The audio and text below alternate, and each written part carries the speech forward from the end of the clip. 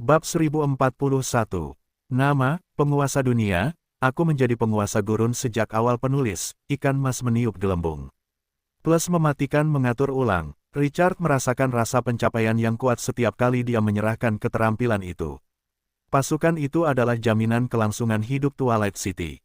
Itu adalah hasil pengembangan dan hadiah untuk upaya yang tak terhitung jumlahnya.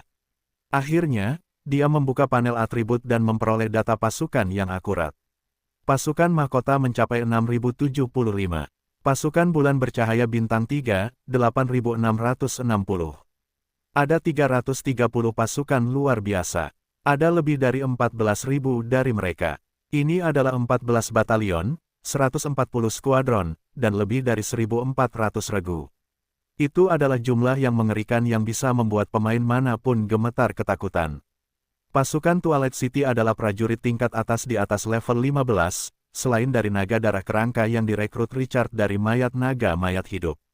Kartu truf favorit Richard, patung batu orang mati, kini telah mencapai 3.800.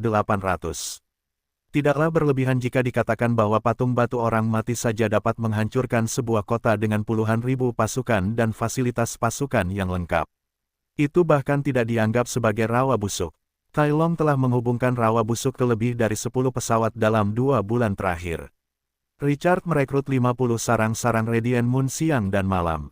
Tanah animasi ini maju ke level 5. Dia memiliki lebih dari 8.000 pembantaian berdarah. Mereka semua adalah Radiant Moon level 17, bintang 3. Dia dapat memobilisasi pasukan ini kapan saja. Pasukan itu melebihi 2 legiun. 3.000 tawon pembantaian dan berbisa akan meningkat lebih jauh jika dia menambahkan 3.000 trin gelap dari pohon kuno dewa.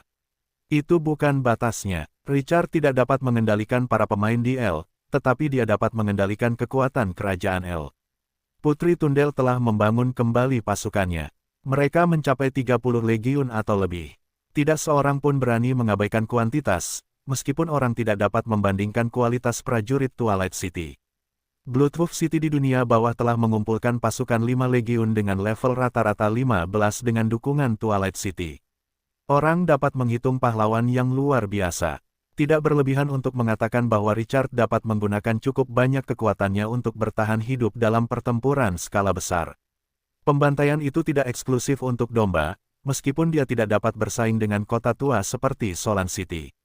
Richard yakin dia bisa menghancurkan taring musuh bahkan jika kekuatan terkuat ingin melukai Twilight City. Baru sekarang Twilight City akhirnya pulih dari keadaan awal kecemasan dan ketakutan akan bahaya eksternal ketika mereka pertama kali memasuki era cemerlang. Dia memiliki kekuatan untuk melindungi dirinya sendiri. Richard dalam suasana hati yang bahagia. Mungkin tidak ada yang mengira itu setahun yang lalu. Tuan Yang Malang yang hanya membawa selusin prajurit dan memimpin tim untuk memburu benteng militer di alam liar dapat dengan cepat tumbuh ke tahap ini. Richard menjadi tenang. Dia tampaknya telah memikirkan sesuatu dan membiarkan penjaga di pintu masuk. Di mana Lady Sina? Richard mengubah mumi penjaga menjadi unit pahlawan saat kekuatan Twilight City meningkat. Dengan begitu, dia bisa memberi perintah. Pemahaman dan kemampuan unit pahlawan untuk melaksanakan perintah sulit dicapai. Lady Sina baru saja kembali dari dunia bawah tanah. Richard mengangguk, minta dia untuk datang menemuiku. Richard berpikir keras setelah pahlawan peringkat C itu pergi. Dia membawa Krina kembali dari tempat mengerikan tempat Chaos Divine Sin menyegel kekuatannya. Dia sementara menempatkan mereka di pesawat pribadinya, Eternal Land. Pada saat yang sama, dia juga telah mengatur sebagian dari suku ini. Pahlawan memenuhi suku ini. Mereka memasuki kota Bloodhoof untuk membantu sel Bloodhoof mengendalikan pasukan. Richard telah sibuk dengan urusan L-Plane dan tidak punya waktu untuk merenung. Dia butuh waktu untuk membuat beberapa persiapan. Sosok berwarna darah melangkah ke aula sesudahnya. Richard berbalik untuk melihat Lady Sina. Dia berdiri tegak dalam baju zirah berwarna merah darah. Set baju zirah berwarna darah ini adalah harta strategis bintang 5 yang telah dibelinya untuk pihak lain di kota Solan. Kekuatan pertahanannya sangat luar biasa. Sina tampaknya telah berubah selama pertempuran terakhir yang hampir memusnahkan sukunya. Dia memancarkan aura yang menakutkan. Levelnya juga meningkat dari level 18 2 bulan lalu menjadi 19. Dia hanya selangkah lagi untuk menjadi transenden. Tuan, Sina memegang dadanya dengan hormat, posturnya rendah hati. Sikapnya yang rendah hati membuat Richard geli. Pihak lain selalu memanggilnya Tuan. Perubahan dalam cara dia memanggilnya menunjukkan bahwa kesetiaannya telah berubah. Tidak perlu bersikap sopan. Sina, apakah kamu sudah pulih dari luka-lukamu? Sina berbicara sedikit malu. Kemudian dia bangkit. Aku sudah lama pulih, Tuan. Aku telah mengatur agar orang-orang sukuku membersihkan segel sehingga aku bisa datang menemuimu. Rasa terima kasih memenuhi matanya. Segel suku Krina adalah obsesinya. Dia meninggalkan sukunya untuk mencari cara untuk menghancurkan segel itu.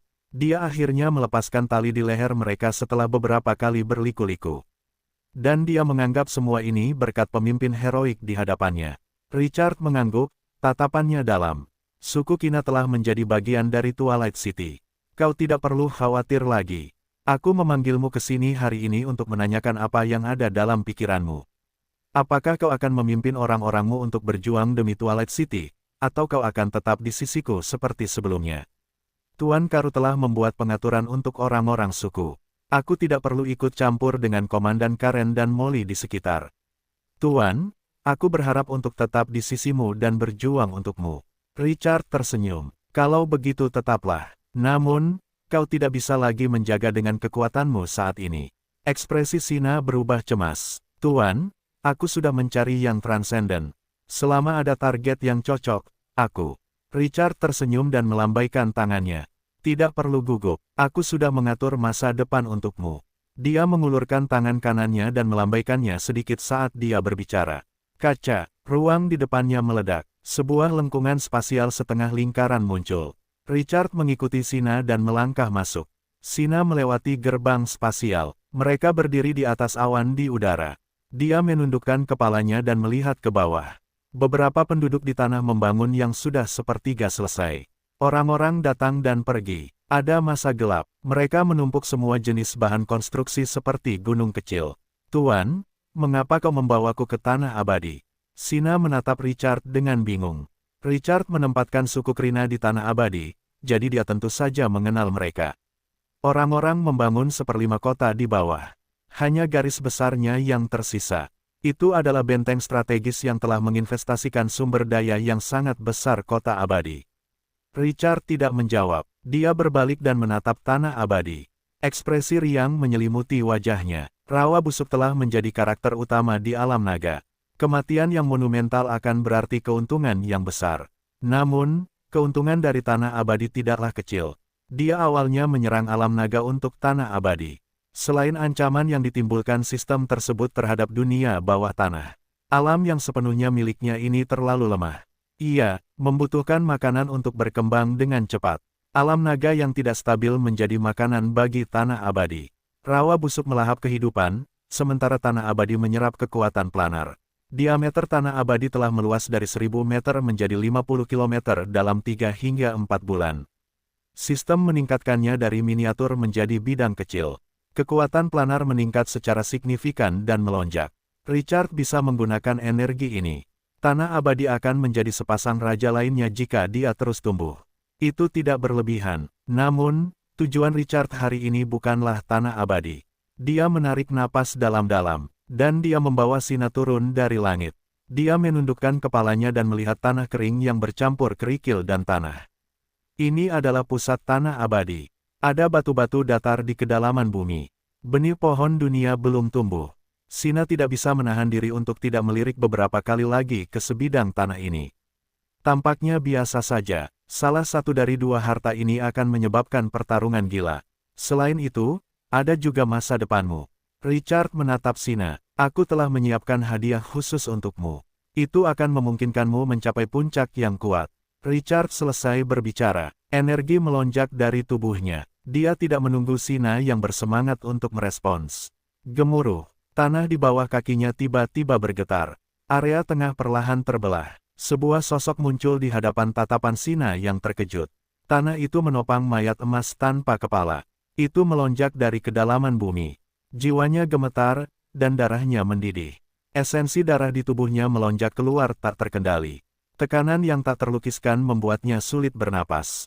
Dia mengangkat kepalanya dan menatap Richard dengan tak percaya dan kaget.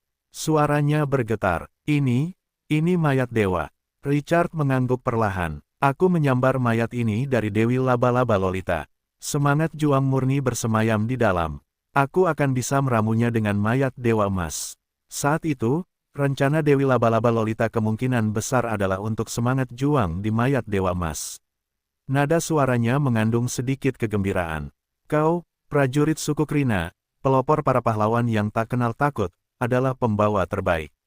Hanya prajurit yang paling tak kenal takut yang dapat melepaskan kekuatan sejati dari semangat juang ini. Tidak ada yang lebih murni darimu di seluruh kota Twilight. Sina, kau adalah prajurit yang lahir alami.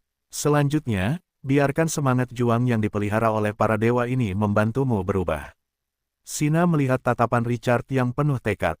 Hatinya bergetar. Tuan pasti telah mengatur ini untuknya sebelum dia kembali. Dia menarik napas dalam-dalam dan berlutut dengan satu lutut. Sebuah suara yang dalam bergema melalui kehampaan. Tuanku, aku akan menjadi pedang tajammu yang memotong semua duri untuk selamanya. Ampasnya berjatuhan di tanah. Aura di sekitarnya langsung menyatu. Hanya Sina yang tersisa duduk bersila di tanah dengan mata terpejam.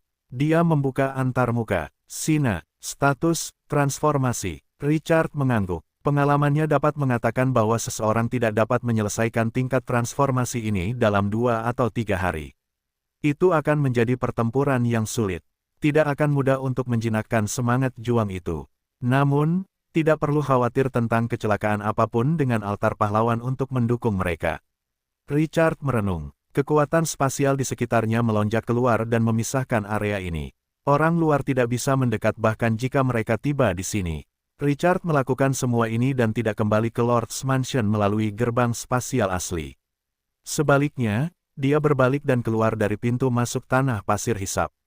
Langit benar-benar gelap. Kedua bulan, masing-masing menerangi separuh langit. Cahaya merah tua dan perak terjalin menjadi cahaya khusus dan kemudian menutupi gurun dengan lapisan tipis kain kasa. Seseorang telah menempatkan beberapa trin gelap di sana. Mereka diam-diam menjaga portal yang menghubungkan dunia bawah tanah dengan tanah abadi. Manusia pohon yang layu ini tampak sangat menakutkan di bawah cahaya merah tua. Richard tidak terlalu memperhatikannya. Pohon kuno dewa itu masih berubah di rawa yang busuk. Kekuatan yang terkandung dalam hati Chaos Divine Sin terlalu besar. Sulit untuk memprediksi berapa lama waktu yang dibutuhkan untuk melahapnya. Dia tanpa ragu berjalan menuju portal 2 arah ke dunia bawah tanah. Sebuah suara terdengar tepat saat dia hendak mencapai portal. Ding gelombang penerus dari fraksi lama, Crimson Lord, telah membuka Crimson Moon untuk para pemain. Pemain pertama yang memasuki Crimson Moon, Robert Orr telah menyentuh kekuatan para Great Ancient Ones dan menjadi seorang dermawan yang hebat. Levelnya telah menembus ke transendensi. Kekuatan para Great Ancient Ones telah tersebar di berbagai bidang dan secara bertahap pulih di bawah cahaya Crimson Moon. Para dewa kuno yang pernah mengendalikan hukum dunia akan kembali. Tuan-tuan, kalian dapat mengambil inisiatif untuk menemukan lokasi para dewa kuno. Anda dapat menggunakan kekuatan para dewa ini untuk mengubah mereka menjadi prajurit, memberi mereka atribut unik. Anda juga dapat menuju ke Crimson Moon untuk menerima misi khusus. Ding gelombang sistem telah membuka sarang para Great Ancient Ones. Serang semua jenis benteng militer yang telah dihancurkan oleh para Great Ancient Ones. Ada peluang untuk mendapatkan sarang para Great Ancient Ones. Catatan, para dewa akan melihatmu sebagai satu dengan permusuhan setelah kamu bergabung dengan Old Camp. Bab kedua dari paket ekspansi baru. Mata Richard menyipit. Dia membuka pemberitahuan itu dan membacanya secara rinci beberapa kali. Ekspresinya sedikit aneh. Windsor baru saja memberitahunya bahwa dia telah membangun pangkalan Old Camp di luar Mortal Plane. Apakah itu Crimson Moon? Selain itu, Crimson Moon bisa naik. Dia mengangkat kepalanya dan menatap Crimson Moon yang melayang di langit. Dia sedikit terkejut. Itu adalah karakter utama dari ekspansi baru. Orang itu memang tidak masuk akal. Namun, karena pihak lain memiliki kekuatan yang begitu besar, mengapa dia masih ingin berbisnis dengannya? Bos tingkat atas itu mengurus Twilight City. Ekspresinya sedikit aneh ketika dia memikirkan ini. Dia menarik napas dalam-dalam beberapa kali, dan tatapannya perlahan-lahan mendapatkan kembali ketenangan. Hari-hari lama telah tiba, itu berarti kekacauan akan segera dimulai. Waktu ketika para dewa kehilangan otoritas mereka secara bertahap mendekat. Bahkan tidak butuh waktu berbulan-bulan bagi Crimson Moon untuk terbuka ke dunia, yang akan membuat para dewa ketakutan dan marah. Selanjutnya, Crimson Moon yang muncul akan menghadapi pertempuran yang belum pernah terjadi sebelumnya. Tidak seorang pun akan menyerahkan kepentingan mereka. Para dewa tidak akan tinggal diam dan menunggu kematian. Serangan balik mereka akan mengejutkan. Namun, Windsor telah membuat keputusan ini. Dia pasti sudah bersiap. Aku ingin tahu siapa orang yang beruntung yang memperoleh kekuatan para leluhur agung dan menjadi transenden. Richard penasaran. Dia mengusap dagunya. Mengapa Windsor tidak memberinya hal yang begitu baik? Tidak, hal itu baik untuk para pemain. Tetapi tidak untuknya. Dia harus menanggung kekuatan para leluhur agung untuk menerobos ke tingkat transenden. Apakah dia membutuhkannya? Windsor tidak akan pelit jika itu bisa menguntungkannya. Harga yang harus dia bayar tidaklah kecil. Misalnya, kereta perang Old Camp belum menguncinya, tetapi dia sudah memiliki otoritas gurun. Masih ada harapan, meskipun dia tidak tahu apakah kekuatan akan melucuti otoritas gurun setelah Twilight of the Gods. Richard menjadi tenang. Dia kembali ke Tanah Abadi. Tanah Abadi adalah lokasi beberapa wilayah dan seringkali memiliki departemen transmisi informasi untuk memfasilitasi komunikasi. Dia memanggil orang yang bertanggung jawab dan berkata langsung, "Kirim pesan ke Asosiasi Pemain L segera. Bulan Merah memiliki manfaat. Kelompok yang paling awal pergi akan menerima lebih banyak manfaat. Koordinat terukir pada permata ini. Kirimkan ke asosiasi, dan seseorang secara alami akan tahu cara menanganinya."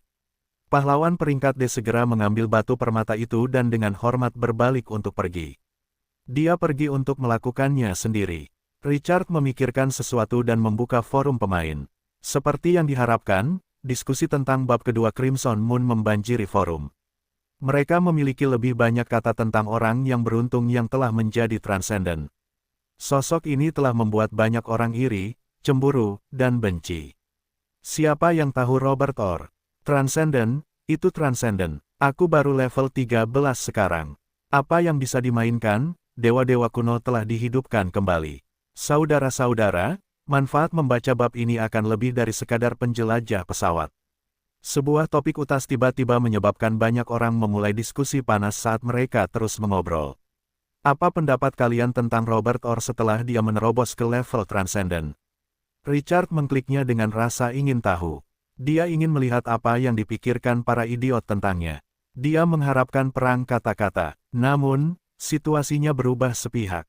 Siapa Robert? Belum lagi transenden, bahkan jika dia menerobos ke peringkat legenda, dia tidak akan mengalahkan King Qiu. Apakah kamu bercanda? Apakah kamu tidak melihat posting tentang kekuatan King Qiu? Transenden mesum itu sudah memiliki 3 atau 4 dari mereka. Badai macam apa yang bisa ditimbulkan oleh seorang transenden di hadapannya? Para pemain terus-menerus menyatakan fanatisme untuk King Qiu. Hampir semuanya dalam keadaan fanatisme, meskipun sebagian besar pemain iri dengan pria yang beruntung itu ketika mereka menyebut Richard. Seorang transenden ingin menantang King Qiu. Bermimpilah. Itulah reaksi hampir semua orang. Richard telah mengumpulkan reputasi yang murah hati sejak dia memasuki ruang bawah tanah pertama dari era cemerlang. Dia mencapai ketinggian yang luar biasa ketika dia membunuh penguasa keserakahan dan mendirikan asosiasi pemain L. Seseorang pasti mengatakan dia adalah putra dewa, dan banyak orang akan mempercayainya. Richard menganggapnya lucu, tetapi dia tidak terlalu banyak membaca. Dia memeriksa posting populer lainnya. Salah satu posting dari seorang pemain dari neraka ke-9 membuatnya khawatir. Saudara-saudara, sesuatu yang besar telah terjadi. Baru saja, saya mengikuti seorang penguasa iblis dan bertemu penguasa neraka ke-9. Dia adalah Asmodes yang legendaris. Keberadaan yang menakutkan ini mengatakan bahwa neraka ke-9 harus segera bersiap untuk perang dan siap menyerang alam fana kapan saja. Dan bos super ini juga mengatakan bahwa dia melihat pecahan masa depan. Seluruh dunia akan jatuh ke dalam kekacauan dan kegilaan. Abis, neraka, dan alam kematian semuanya akan terhubung ke alam fana. Neraka telah mencapai kegemparan. Jangan anggap enteng. Penguasa neraka ke-9 juga melihat pecahan masa depan. Richard menarik napas dalam-dalam. Tekanan di hatinya meningkat. Berita ini tidak eksklusif. Penguasa neraka ke-9 bisa melihatnya. Apakah ini berarti bahwa di antara para dewa, keberadaan para dewa utama kurang lebih tahu tentang ini? Kekacauan akan 10 kali lebih dibesar-besarkan daripada yang dia bayangkan jika dia menebaknya dengan benar. Sekelompok dewa yang terorganisir dan terencana bersiap untuk mengambil tindakan terlebih dahulu. Tidak ada yang tahu apa yang akan terjadi ketika saatnya tiba. Rasa urgensi di hatinya meningkat lagi. Tidak seorang pun akan aman begitu saatnya tiba. Dia memiliki L-Plane. Dia akan menjadi target dari pasukan yang tak terhitung jumlahnya. Menjadi lebih kuat adalah suatu keharusan. Twilight City perlu menjadi lebih kuat lagi. Mata Richard menajam. Dia tidak bisa membuang 1 menit atau detik pun selama masa penyangga beberapa bulan ini. Dia tidak berlama-lama lagi dengan pikiran ini. Dia segera berbalik dan meninggalkan tanah abadi. Dia memasuki dunia bawah tanah melalui gerbang spasial di tanah pasir hisap. Richard tiba di kota Bloodhoof setelah setengah jam. Sel Bloodhoof telah mencapai level 18 dan merupakan pemimpin barbar penjara bawah tanah dan penguasa kota Bloodhoof. Dia dengan hormat menyambut Richard ke aula utama. Richard duduk di kepala meja panjang. Pembantu telah menyajikan teh hangat, dan dia tidak menyentuhnya. Dia fokus pada sel dan selusin eselon kota Bloodhoof yang gelisah. Ada rasa berat yang kuat di udara, seiring dengan semakin kuatnya Twilight City. Bloodhoof City, yang pada awalnya relatif independen, kini telah terintegrasi ke dalam Twilight City dan menjadi bagian substansial darinya. Sistem administrasi Bloodhoof City berada di bawah kendali Twilight City. Setiap perwira dalam pasukan harus ditunjuk oleh Twilight City. Pada awalnya, ada beberapa suara aneh dari Bloodhoof City. Namun, saat Bloodhoof City terus melakukan perjalanan ke Mortal Plane, mereka melihat dunia yang lebih besar dan merasakan kekuatan Twilight City. Di langit di atas Bloodhoof City, hanya Richard yang membimbing mereka maju. Sel adalah yang pertama menahan tekanan. Dia berkata dengan suara yang dalam sesudahnya.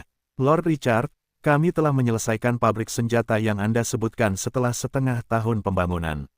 Kami melibatkan lebih dari 30.000 orang dalam penempaan senjata. 300.000 orang di Bloodhoof City menyediakan fasilitas pendukung untuk mempertahankan produksi tinggi. Karena alasan ini, kami memaksa ratusan suku dan pasukan untuk bermigrasi ke Bloodhoof City. Tidaklah berlebihan untuk mengatakan bahwa Bloodhoof sekarang sangat kuat. Nada suaranya menjadi lebih bersemangat saat dia mengatakan ini.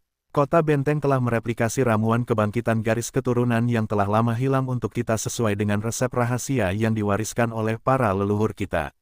Itu dalam hal urusan militer. Sesuatu telah membangkitkan garis keturunan yang tersembunyi di tubuh para barbar penjara.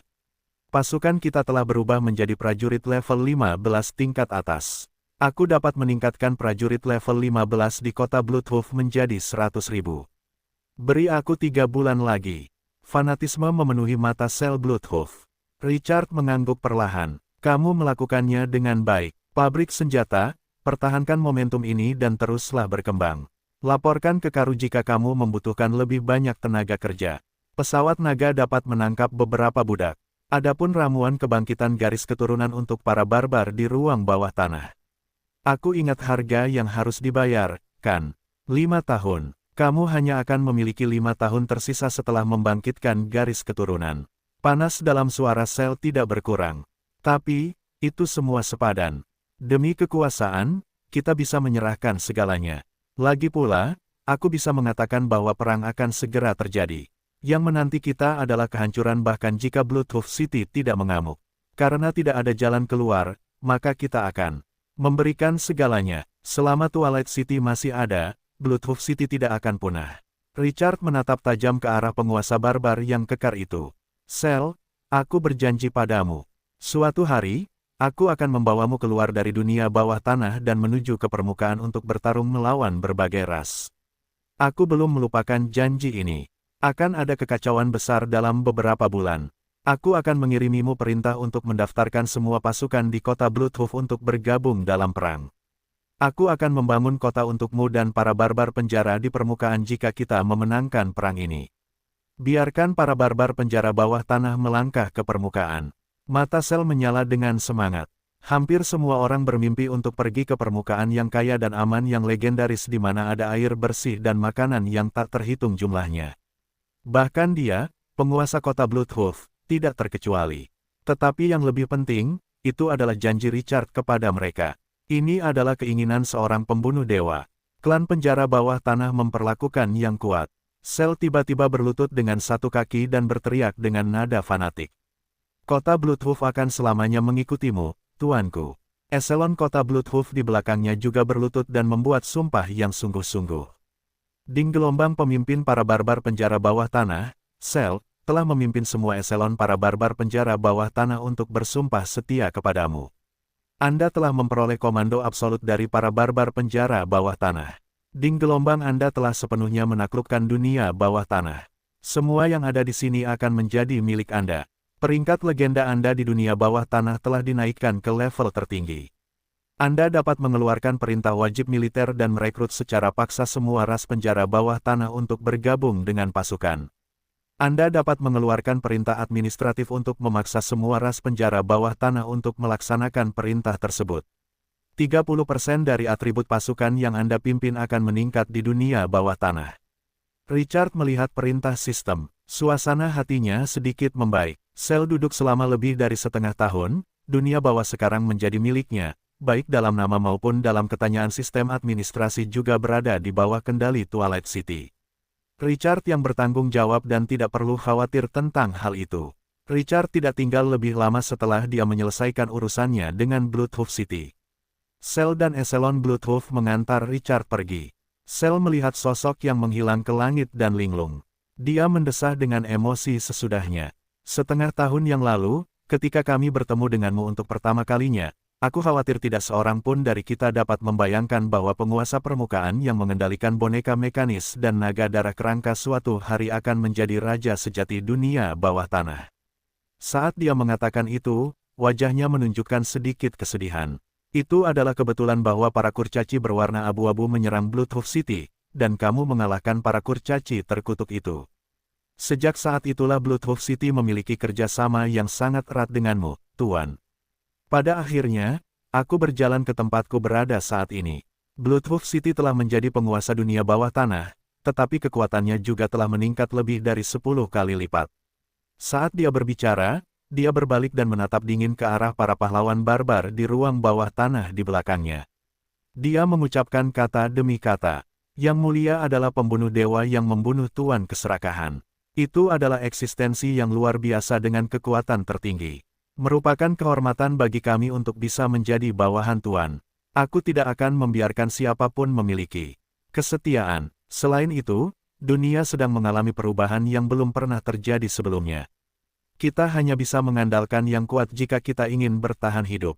Tuan Richard adalah Tuan yang dapat melindungi kita." Para pahlawan barbar di ruang bawah tanah di belakang mereka juga menjadi serius ketika mereka mendengar ini. "Tuan, percayalah pada kami. Tidak seorang pun akan memiliki niat buruk terhadap Tuan Richard. Sumber daya langka, dan lingkungannya keras di bawah tanah. Mereka selalu kagum pada yang kuat. Hanya eksistensi terkuat yang dapat memimpin suku untuk bertahan hidup dan bergantung pada yang kuat. Itulah aturan bertahan hidup. Tingkatkan upaya perekrutan. Suku-suku yang masih tersebar di luar, selama mereka cocok untuk bertahan hidup di kota, bawa mereka semua kembali. Kita butuh lebih banyak pekerja, pabrik amunisi tidak boleh berhenti berputar. Perang akan datang, kali ini, kita akan selamat. Kita akan, tanda pisah tanda hubung. Richard punya banyak pengalaman terbang di dunia bawah. Dia telah memimpin pasukannya untuk merebut beberapa kota kurcaci berwarna abu-abu, memberinya hadiah puluhan juta unit makanan sebelum dia menaklukkan dunia bawah. Namun, perasaan kali ini sangat berbeda setelah beberapa bulan. Meskipun tidak terasa seperti seluruh dunia memberinya kekuatan di padang pasir, itu tetap sangat intim. Bahkan konsumsinya pun berkurang 3 kali lipat. Namun, yang paling menarik perhatiannya adalah lingkungannya. Ia dapat melihat beberapa tempat dengan sumber air setelah terbang beberapa lama. Beberapa telah mereklamasi lahan pertanian yang luas. Lahan pertanian ini sangat rapi. Selokan, jalan setapak kecil, jalan utama, dan saluran drainase semuanya tersedia. Semuanya terhubung dan membentuk basis penanaman yang luas. Ada frostgrass yang tak terhitung jumlahnya, bahan baku black frozen sorbet. Angin bertiup, dan frostgrass setinggi setengah dari seseorang yang membungkuk seperti bulir gandum. Meskipun cahayanya sangat redup, itu memberi orang perasaan menyegarkan. Namun, mesin alkimia yang memanen di dalamnya adalah yang paling luar biasa. Mesin alkimia besar yang terbuat dari logam dan 4 jalur yang dibuat khusus bergerak melalui selokan di lahan pertanian. Di depan mereka ada mesin penuai tajam yang dapat dengan mudah memotong Frostgrass dan mengangkutnya ke belakang melalui sabuk hijau. Sistem bahkan dapat mengubahnya secara otomatis setelah mengarsipkannya. Para pemanen otomatis ini akan meninggalkan ladang menuju jalan utama dan memindahkan kantong-kantong yang diikat ke mesin yang khusus digunakan untuk transportasi setelah panen. Seluruh proses, selain dari mesin yang memerlukan kontrol manual, sepenuhnya independen dari tenaga manusia. Itu tampak seperti keindahan industri yang unik di dunia fantasi. Itu menyenangkan Richard. Bukankah ini sebabnya dia berusaha keras membuat kota benteng mengembangkan pemanen? Efisiensi produksi semacam ini ratusan kali lebih baik daripada tenaga kerja manual. Mereka menemukan beberapa pangkalan pertanian di sepanjang jalan. Lingkungan di sebagian besar daerah masih sangat keras. Bahkan tanaman seperti Frostgrass, yang tidak memilih tempat itu, tidak dapat tumbuh. Richard membutuhkan waktu lebih dari 3 jam sebelum dia melihat kota benteng. Dia telah mengunjungi kota benteng beberapa kali, tidak seperti di kota Bloodhoof. Namun, ini tidak memengaruhi kota kurcaci berwarna abu-abu.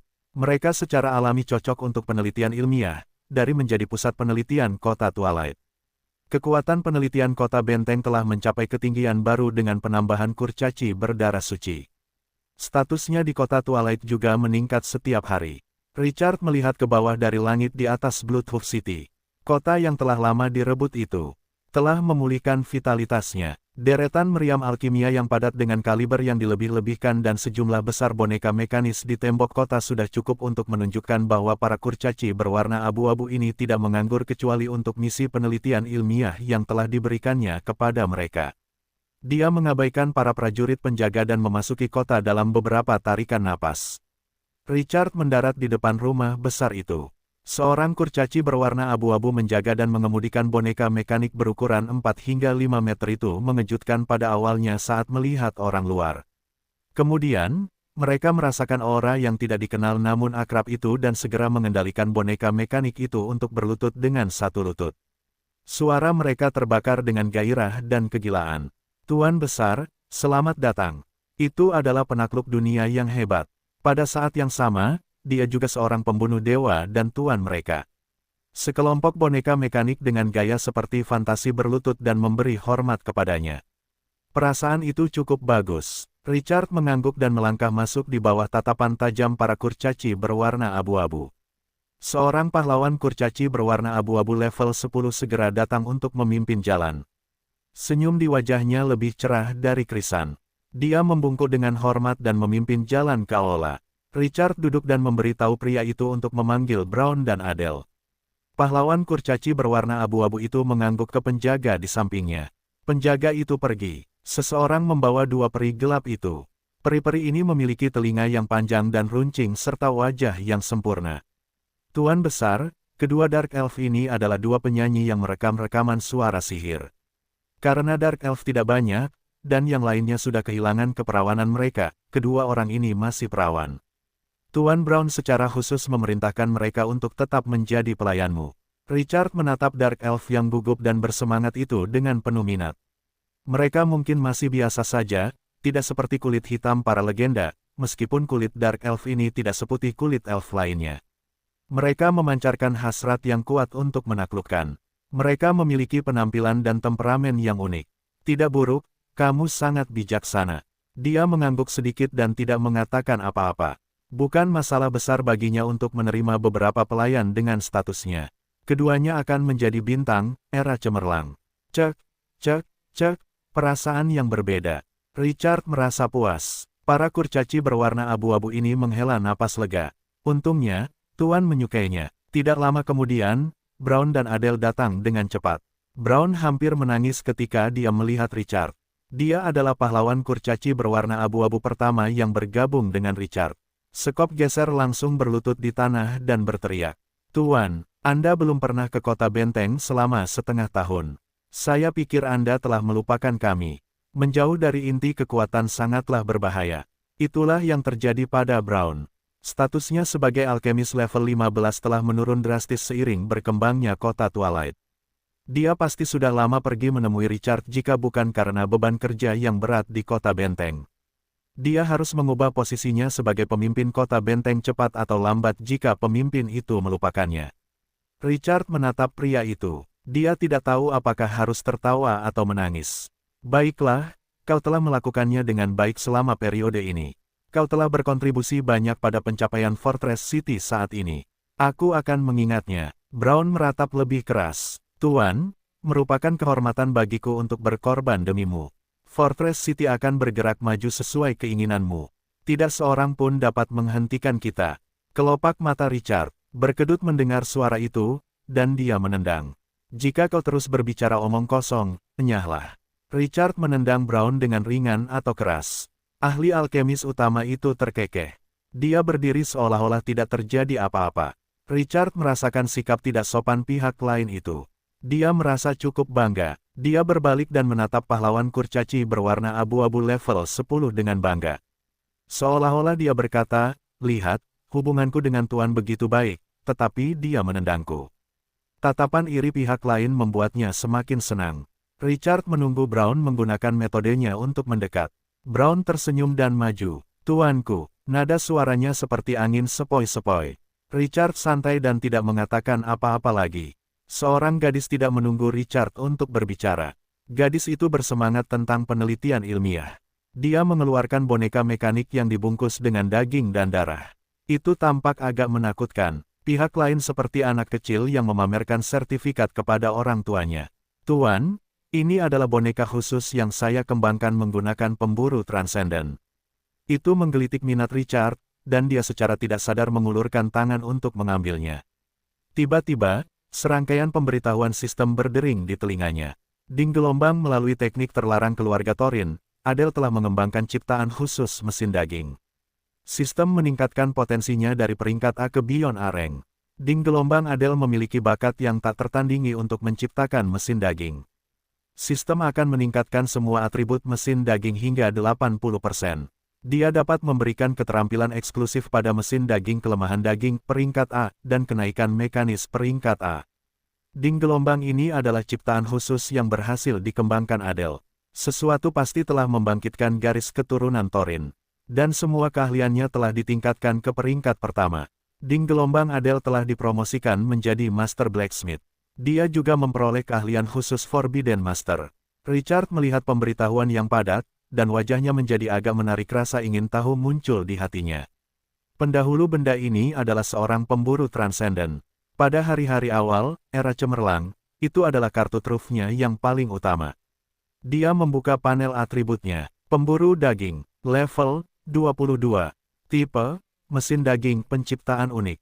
Kekuatan daging, 100.000. Karakteristik transendensi, tepi tajam. Seseorang mengonsumsi 100 poin energi per detik untuk menambahkan kekuatan luar biasa pada senjata.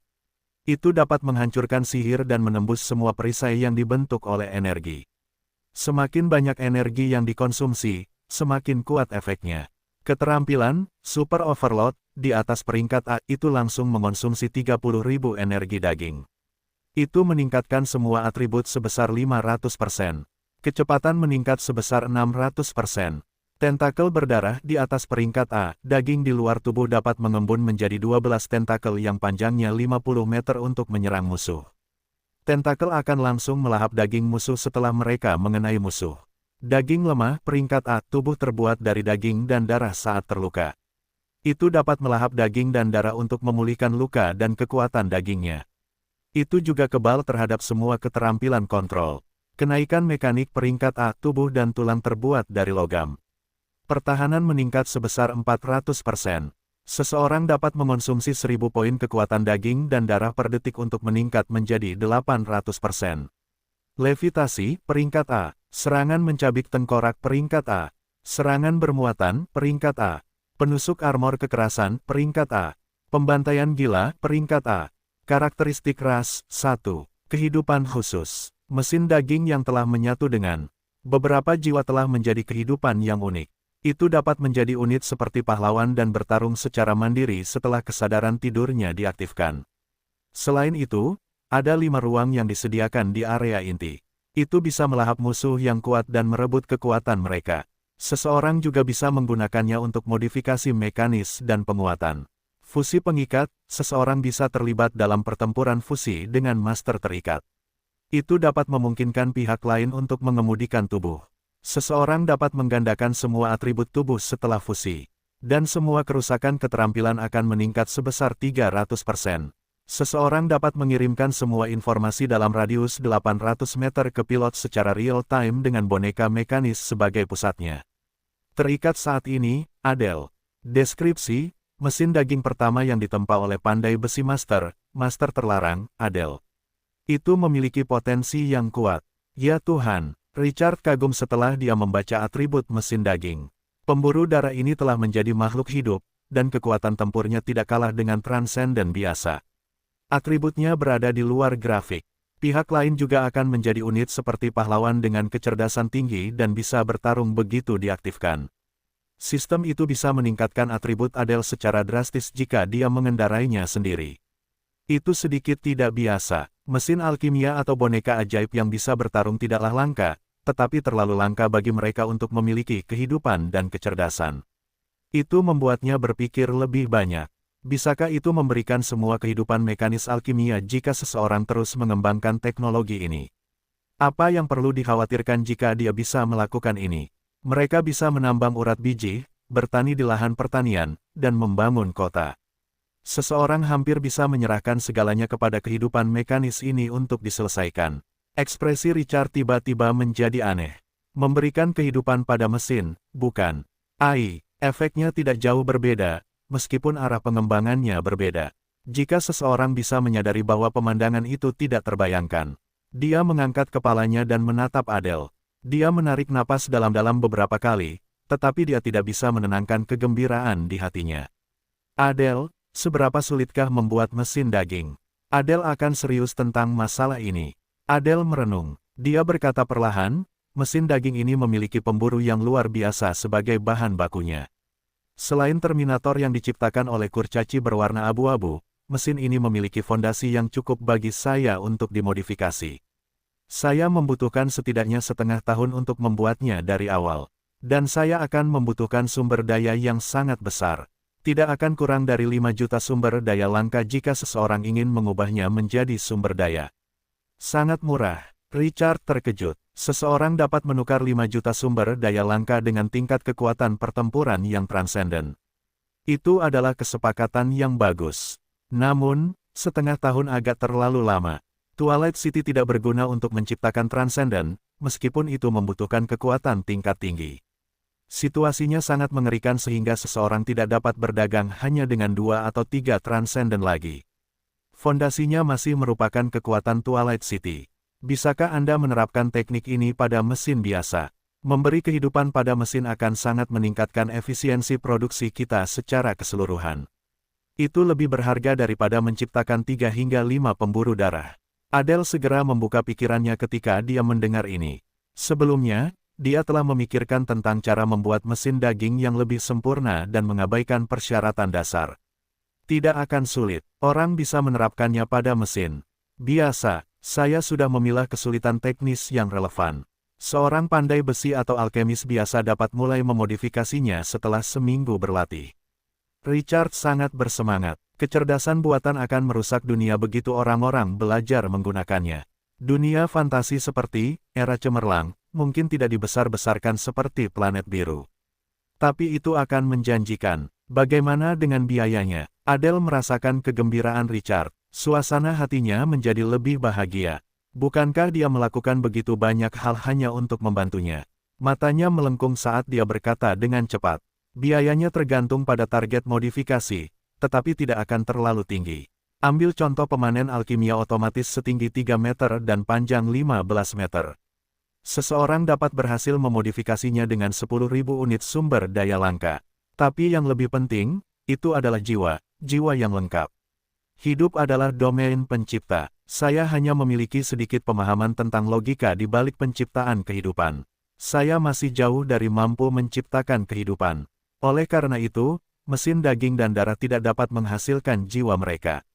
Mereka harus menyatu dengan jiwa eksternal.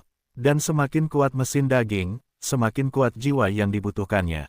Richard melambaikan tangannya. Kamu bisa mengajukan apapun yang kamu butuhkan. Aku akan meminta Bloodhoof City mengirim pasukan untuk menerima pesanan. Mereka akan bertugas memanen jiwa. Nada suaranya menjadi serius. Aku butuh daging dan darah untuk semua mesin alkimia yang akan diproduksi di Twilight City dalam waktu sesingkat mungkin. Biarkan mereka memiliki kemampuan untuk memproduksi secara otomatis. Pada saat yang sama, Fortress City akan segera mendirikan Departemen Penelitian Mesin Daging dan Darah, yang akan bertanggung jawab untuk meneliti teknologi ini.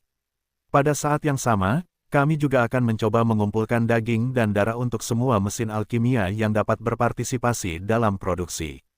Begitu mesin alkimia dapat beroperasi secara otomatis, tidak akan ada kekhawatiran tentang perluasan industri Twilight City. Produksi yang sepenuhnya otomatis sangat menyenangkan. Kita dapat mengurangi ke titik beku begitu kita menyadari biaya tenaga kerja dari produksi Twilight City yang ekstensif. Manusia akan lelah, tetapi mesin tidak. Mereka akan selalu bekerja siang dan malam sesuai dengan rencana yang ditetapkan. Bisakah senjata melakukan hal yang sama setelah kita membuat daging dari mesin produksi? Itu akan menjadi meriam alkimia daging yang dapat secara otomatis membidik dan menembak. Itu akan menjadi ketapel yang dapat memuat batu secara otomatis. Tunggu, tunggu, tunggu. Orang bisa mengembangkannya. Adele hanya menciptakan mesin daging. Namun Richard telah melihat seluruh industri di dalamnya. Itu bisa menjadi industri yang dapat memengaruhi pengembangan Twilight City di masa mendatang. Adele menarik napas dalam-dalam dan berkata dengan tegas, "Aku tidak akan mengecewakanmu." Brown juga melompat dan berteriak, "Tuan, jangan khawatir. Fortress City akan menyelesaikan misimu. Kami akan segera memproduksi mesin daging." Richard mengangguk puas. Masalah ini akan menjadi prioritas utama dan akan segera dilaksanakan. Lamar saja jika Anda membutuhkan sumber daya. Saya akan membiarkan Karu memberi Anda prioritas. Richard mengonfirmasi arahan umum. Dia tidak berhenti dan terus membahas detailnya dengan keduanya. Dia juga membahas semua pemikirannya tentang teknologi mesin daging. Adele mendengar ini, dan matanya berbinar. Itu mengejutkan Brown. Twilight City hanya perlu mengumpulkan fondasi yang berlebihan dalam waktu yang sangat singkat setelah mereka mewujudkan ide ini.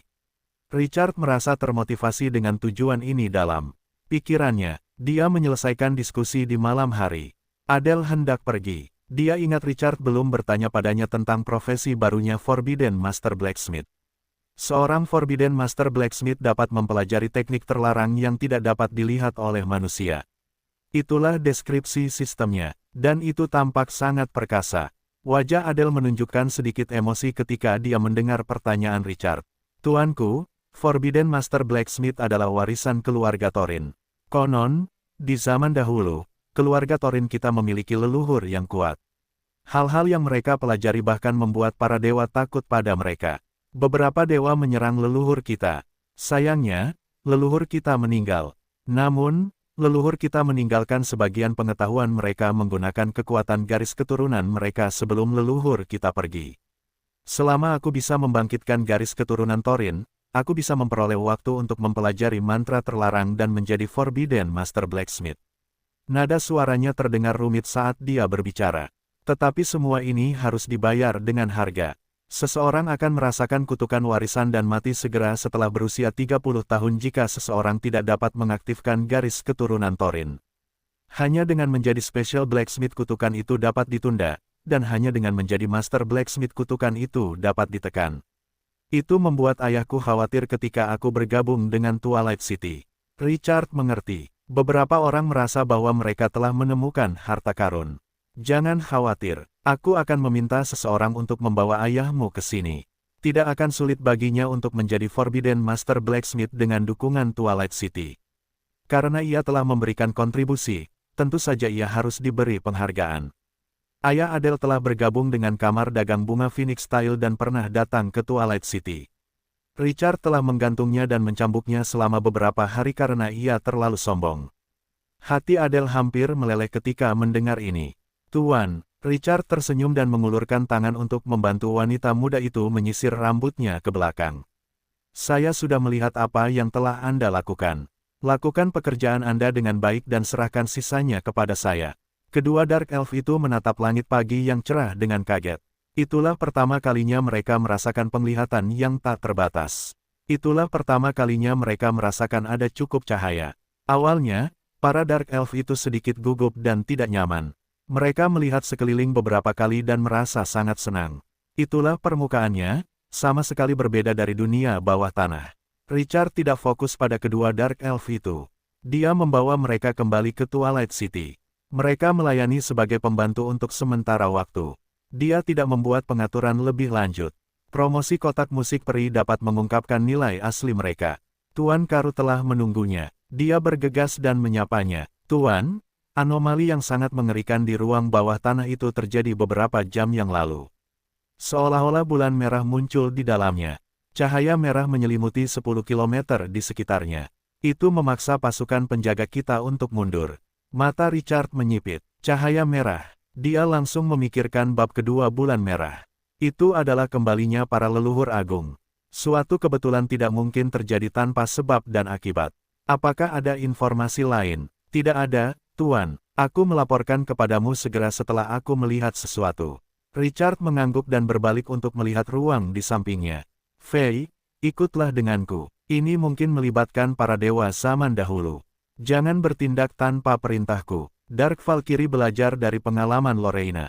Dia suka menyembunyikan diri ketika dia mengikutinya. Itu bukan sesuatu yang bisa dibandingkan dengan orang biasa, meskipun bos tingkat atas ini tidak memiliki kemampuan penyembunyian yang kuat dari Archduchess ras vampir, Lorena. Dark Valkyrie perlahan menampakkan dirinya. Mata emas pucatnya bersinar terang di bawah topeng hitam emasnya. Terserah Anda, Tuan. Karu ragu-ragu ketika dia melihat Richard hendak pergi. Tuanku, kami telah mengumpulkan pasukan. Aku hanya menunggu perintah Anda. Juga, aku sudah memberitahu Lady Lorena dan Lady Emily. Haruskah kita menunggu mereka kembali? Richard melambaikan tangannya. Jangan khawatir, sudah cukup dengan Fei. Ini bukan serangan terhadap kota. Pasukan itu mungkin tidak dapat melakukan apapun. Kemampuan tempur Fei telah mencapai tingkat yang berlebihan, meskipun ia belum menyelesaikan transformasinya. Itu menekan Lorena level 23, Archduchess Vampir. Kecuali jika seseorang telah mengangkat penguasa kegelapan menjadi legenda. Suatu kekuatan telah memenjarakan penguasa ini di ruang bawah tanah. Tapi memangnya kenapa kalau ia seorang legenda? Ia memiliki lebih dari satu kartu truf di tangannya. Butler Karu menatap Dark Valkyrie yang tenang. Ia melayang 10 cm di atas tanah dan mengangguk. Hati-hati. Richard meninggalkan Lord's Mansion tanpa basa-basi lagi setelah berdiskusi sebentar. Hal pertama yang dilihatnya saat melangkah keluar adalah Alphys. Itu adalah raksasa dengan lebar sayap lebih dari 40 meter, dan merangkak di alun-alun kecil di depan. Alphys melihat Richard, itu berdiri dan menatapnya dengan mata kosong. Nada suaranya sedikit menjilat. Tuan, tolong bawa aku. Aku seharusnya menghancurkan bajingan terkutuk itu dengan napas naga. Alphys merenungkan kematian pertamanya sebagai naga pendendam. Itu harus membalas. Richard menganggapnya lucu tetapi tidak menghentikannya. Kita bisa pergi bersama, tapi kamu tidak diizinkan bergerak tanpa perintahku. Dia tiba di sisi Alphys saat dia berbicara dan melayang. Dia duduk dengan mantap di punggung naga darah kerangka yang besar. Naga darah kerangka itu masih menyebalkan dibandingkan dengan singa emas. Alphys menggeram. Itu mengepakkan sayapnya dan terbang ke langit. Gelombang udara yang besar mengangkat rok kedua gadis yang lewat. Dalam kepanikan mereka mengeluarkan gelombang seruan. Alphys yang pendendam mengepakkan sayapnya dan berhenti tiba-tiba setengah jam kemudian. Tuhan, aku bisa merasakan aura reptil itu. Dia masih di dalam. Dia belum pergi. Ada sedikit keterkejutan dalam nada suaranya. Richard langsung terbangun. Dia berdiri dan melihat sekeliling. Cahaya merah tua menutupi di depan mereka. Awan setebal darah. Aura yang luar biasa melonjak di dalam.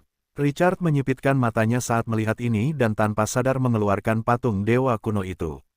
Patung dewa kuno itu telah mengalami transformasi lain. Itu memancarkan cahaya berkabut. Itu samar-samar bergema dengan cahaya merah tua di langit. Mungkinkah hal-hal di masa lalu saling merasakan? Richard mengerutkan kening. Lanjutkan. Ayo masuk dan lihat. Alphys mengangguk. Itu mengepakkan sayapnya dan menyerang cahaya merah tua itu. Semakin dekat, semakin terang cahaya dari patung dewa kuno di tangan Richard. Cahaya merah tua itu sudah sangat dekat setelah 1000 meter. Richard melihat ke bawah dari langit. Sebuah retakan besar merobek gurun di ujung garis pandangnya. Orang tidak bisa menyentuh tanah. Orang hanya bisa merasakan kedalamannya. Cahaya merah tua terpancar dari retakan itu. Itu menerangi separuh langit. Itu memberikan rasa penindasan yang tidak bisa dijelaskan. Alphys berhenti lagi. Tuan, ada aura yang sangat menakutkan tersembunyi di dalam aku tidak berani mendekat. Aura itu dapat dengan mudah menghancurkan jiwaku. Ketakutan menelan nadanya. Bagi mayat hidup untuk memperlihatkan emosi seperti itu, hal-hal yang tersembunyi di dalamnya berada di luar imajinasi manusia biasa. Mengapa dia tidak merasakan tekanan apapun? Richard menundukkan kepalanya dan menatap patung dewa kuno di tangannya. Itu tidak melindunginya. Kalau begitu, mungkin benda di dalam memperlakukannya sebagai teman. Dia gagal mengamati informasi apapun dari jauh. Dia perlahan melayang ke atas. Dia meninggalkan Alphys di tempatnya dan membawa Dark Valkyrie ke celah spasial di gurun. Sesaat kemudian, perlahan-lahan mendarat di tanah. Cahaya merah tua menyelimuti semua yang ada di sekitarnya. Richard berdiri di tepi celah spasial dan melihat ke bawah. Tapi dia masih tidak bisa melihat dasarnya. Cahaya merah tua menutupi semuanya. Richard mendengar pemberitahuan yang familiar. Ding gelombang, kamu telah menemukan tanah para leluhur. Ini dulunya adalah penjara bawah tanah kuno. Di sanalah seorang dewa memenjarakan pahlawan luar biasa level 23. Setelah Aura menghidupkan kembali kekuatan para leluhur agung, pahlawan itu telah berubah menjadi seorang leluhur agung dan menjadi penjaga tanah ini. Kamu bisa pergi dan menantang penjaga para leluhur agung. Anda hanya dapat menduduki tanah orang-orang kuno setelah Anda mengalahkannya. Setiap orang kuno yang hebat memiliki atribut. Setiap minggu, seseorang dapat merekrut pasukan tua darinya, tidak diketahui. Jumlah, 1 skuadron. Catatan, semakin banyak tanah orang kuno yang hebat yang Anda tempati, semakin besar kemungkinan untuk mendapatkan bantuan dari para dewa besar. Tanah orang-orang kuno. Richard melihat pemberitahuan sistem 2 kali dan menjadi tertarik. Saya dapat merekrut pasukan kuno setelah pendudukan. Benda ini memiliki beberapa potensi. Selain itu, semakin banyak yang diduduki, semakin besar kemungkinan para dewa kuno yang hebat akan memihak mereka. Bukankah ini mendorong semua orang? Kembalinya orang-orang kuno yang hebat di bab kedua memiliki banyak hal yang menunggu untuk dia temukan. Pada saat yang sama, dia juga cukup penasaran tentang apa tangan kuno itu. Richard segera bersiap untuk turun. Namun, kekuatan lembut menghentikannya. Ding gelombang, Anda tidak memiliki pasukan bersama Anda. Anda tidak dapat masuk. Catatan 1. Tanah orang kuno adalah daerah yang luar biasa.